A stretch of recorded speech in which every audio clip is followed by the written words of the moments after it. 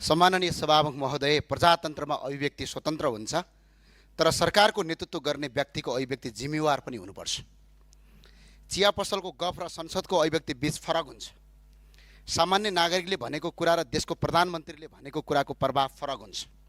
प्रधानमन्त्रीजीले जब कुनै दाबी गर्नुहुन्छ त्यसलाई देशले सरकारी धारणा ठान्छ, अन्तर्राष्ट्रिय समुदायले नेपालको आधिकारिक दृष्टिकोणको रूपमा लिन्छ र जनताले त्यसलाई सत्यका रूपमा ग्रहण गर्छन्।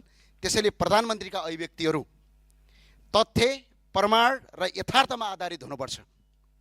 तथ्याङ्क बिनाको अभिव्यक्ति राजनीतिक भाषण हुन सक्छ, तर त्यो राज्य सञ्चालन गर्ने आधार बन्न सक्दैन। सम्माननीय सभामुख महोदय, अनुमानका आधारमा राष्ट्र चल्दैन, तथ्यका आधारमा चल्छ। भावनाले ताली पाउन सक्छ, तर तथ्यले मात्र विश्वास जित्न सक्छ। यदि सरकारसँग नेपालले भारतको सिमाना मिचेको कुनै पनि दाबी आधार छ भने सम्मानित संसद सक्षम प्रस्तुत गर्न म अपिल गर्दछु। सम्माननीय सभामुख महोदय, यदि छैन भने जनतालाई भ्रमित गर्ने खालका अभिव्यक्तिबाट सरकार स्वयं जोगिनुपर्छ। प्रजातन्त्रमा विश्वासको आधार सत्य हो र सत्यको आधार तथ्याङ्क हो।